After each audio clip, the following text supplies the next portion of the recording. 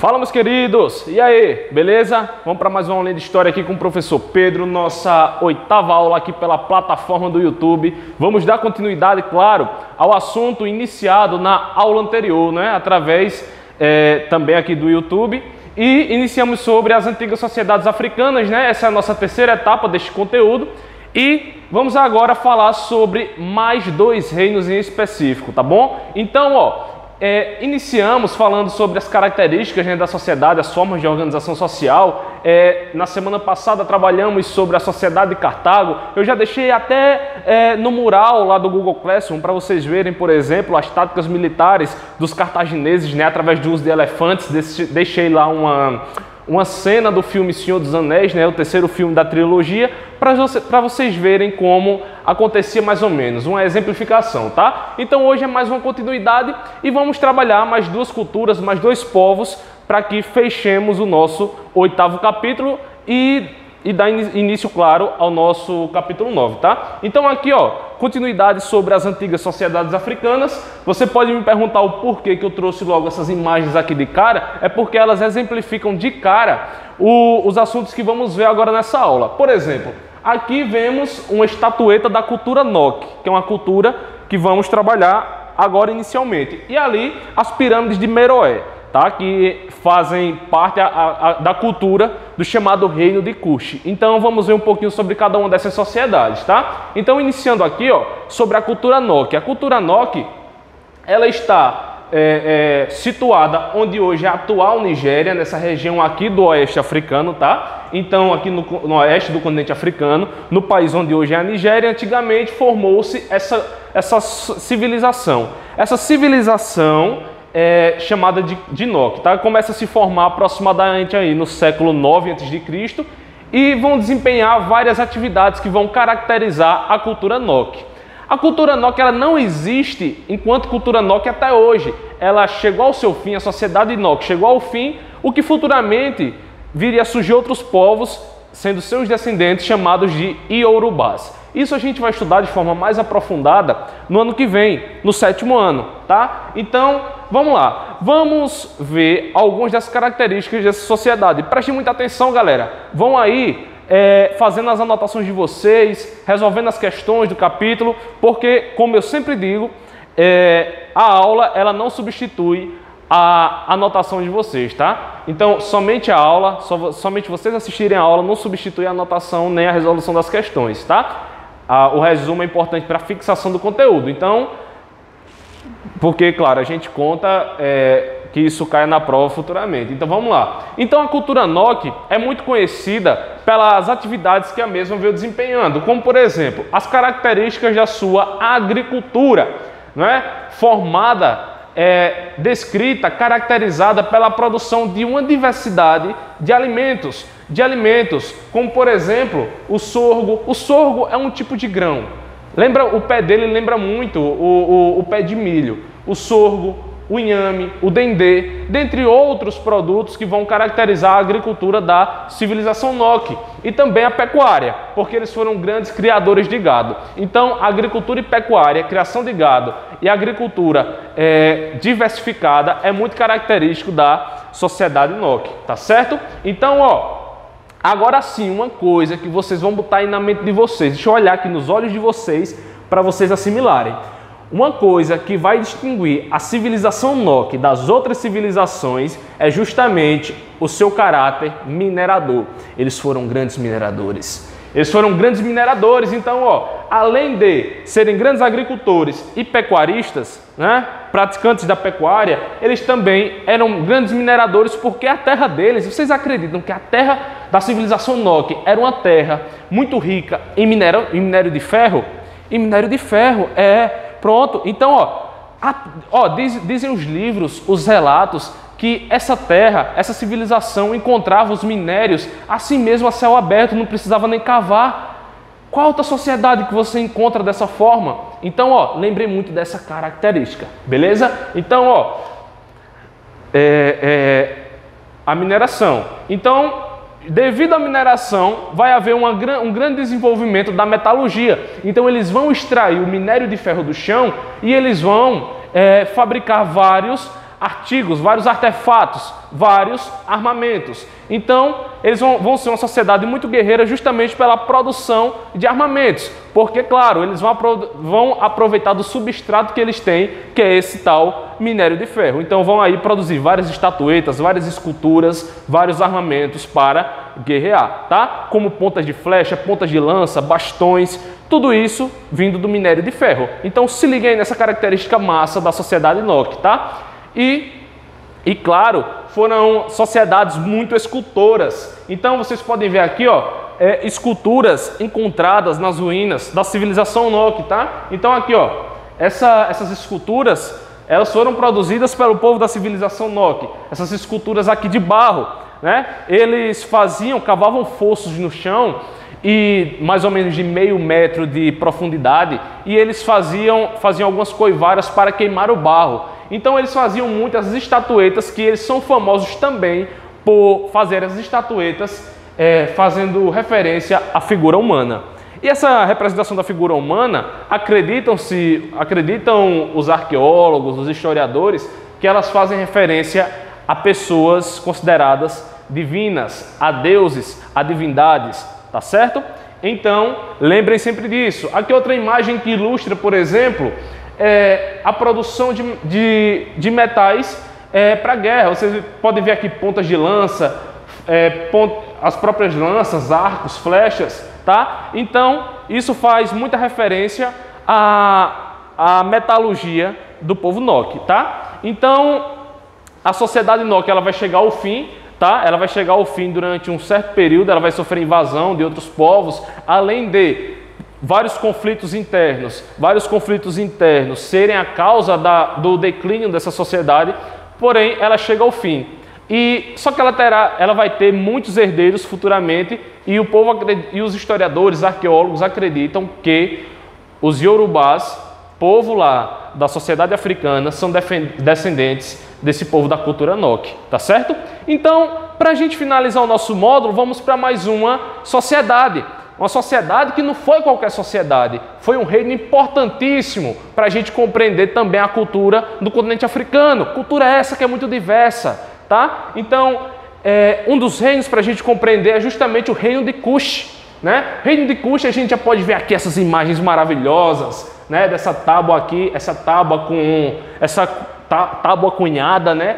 Essas pirâmides de Meroé, tudo isso é fazendo referência à sociedade do reino de Kush. Então vamos ver um pouquinho aqui quem é que foi esse reino de Kush, né? Primeiramente começando pela sua localização geográfica, né? No caso no nordeste da África, na divisa, na região da Núbia, né? Porque a Núbia é justamente essa região que fica entre o Egito e o Sudão, né? Não tem esses dois países, né? O Egito e o Sudão. Pronto, uma região que fica entre eles é conhecida como Núbia. E a Núbia é uma sociedade que teve grande importância, grande relevância para a compreensão das sociedades africanas. E por quê? Porque essa região da Núbia, ela serve como um local de passagem, né?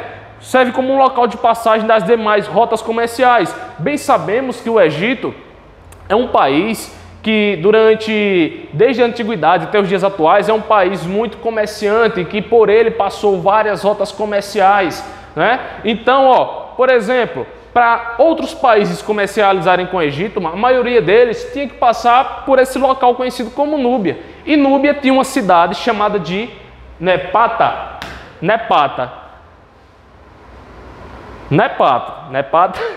Enfim, tinha essa cidade chamada de Nepata. E essa cidade de Nepata era conhecida justamente por ser um ponto de parada das caravanas. Então a galera ia lá, ó, vinha de outros países e ia comercializar com o Egito. Aí eles paravam na cidade de Nepata, que ficava na Núbia. Aí eles chegavam lá, descansavam, né, ou tomavam uma fuga, conforme conhecemos essa expressão. Eles se abasteciam de comida, tomavam banho, relaxavam um pouco, se abastecia e pisava embora para o Egito. Então Nepata é justamente essa sociedade, esse território de descanso, tá certo? Então, ó, essa cidade de Nepata, ou o território da Núbia, né, ela é muito próxima do Egito. Como eu falei, ela fica entre o Sudão e o Egito. Então, por ser uma sociedade próxima ao Egito, vai ter um grande contingente, vão ter vários egípcios habitando nessa cidade de Nepata. Eu coloquei aqui uma imagem, não sei nem se dá para ver direito, que é uma multidão de egípcios. Isso nos dias atuais, mas é só para exemplificar, para dizer que é um lugar cheio de egípcios, tá?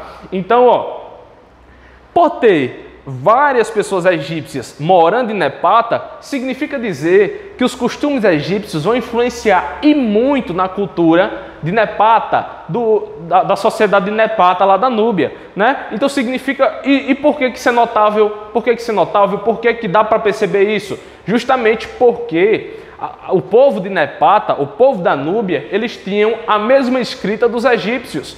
E quando a gente estudou sobre o Egito Antigo, a gente viu que o quê? Que a escrita dos egípcios é a escrita hieroglífica, né? Escrita através de hieróglifos, né? Através daqueles símbolos. Então, a escrita do povo de Nepata era uma escrita hieroglífica. E agora, pasmem, o costume, a religião, os costumes em geral religiosos deles também eram o mesmo. Não só religiosos, como sociais, culturais, políticos, tudo isso estava envolvido. Por exemplo, em termos políticos, tinha-se a figura do faraó como figura central. O faraó, ele era quem governava a sociedade de Nepata. Vocês sabiam que Nepata tinha o faraó? Isso é influência de quem? Dos próprios egípcios. Então, ó, o faraó, ele não só era o faraó, como ele também era a encarnação do deus Ra, né? O faraó é a encarnação do deus Ra para os egípcios. E então, lá em Nepata tinha-se a encarnação de um deus na figura do faraó. Então, vocês podem ver aí que existe muita semelhança com os egípcios, essa cidade de Nepata, tá certo? Lá na Núbia. E aqui a gente pode perceber, em relação à religião do povo de Nepata, justamente um templo. Aqui são as ruínas atuais. Se você for para Nepata, que claro, eu tenho certeza que todos vocês já foram para Nepata, eu inclusive já fui várias vezes. Quem nunca foi para Nepata, né? Muito fácil ir.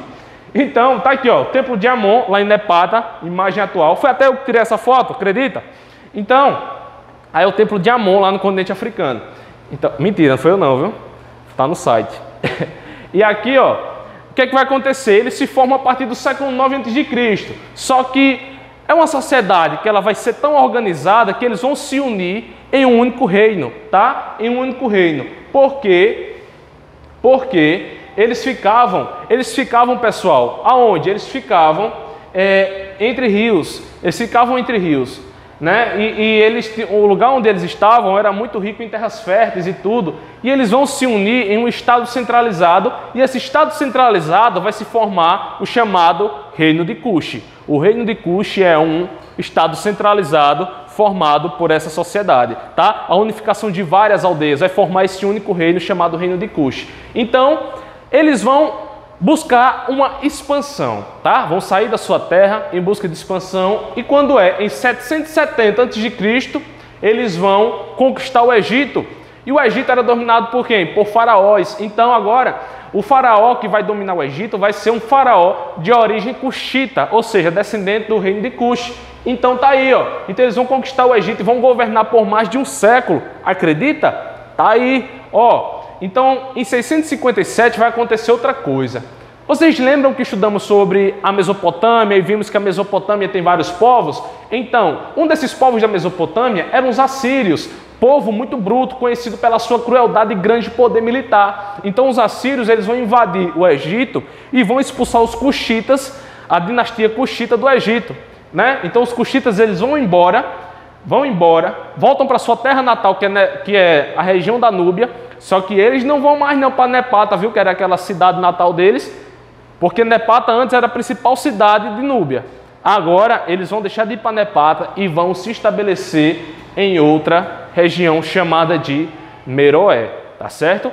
Chamada de Meroé. Então, quando eles chegam em Meroé, eles começam a abandonar os costumes egípcios. Tá? Então eles começam agora, por exemplo, a criar uma nova escrita, por exemplo, que é a chamada escrita meroítica, que elas tinham 23 símbolos. Ó, nós temos 26 no nosso alfabeto, né? 26 letras. Eles tinham 23 símbolos, tá? Não eram letras, e sim símbolos. Isso é uma tábua com a escrita meroítica.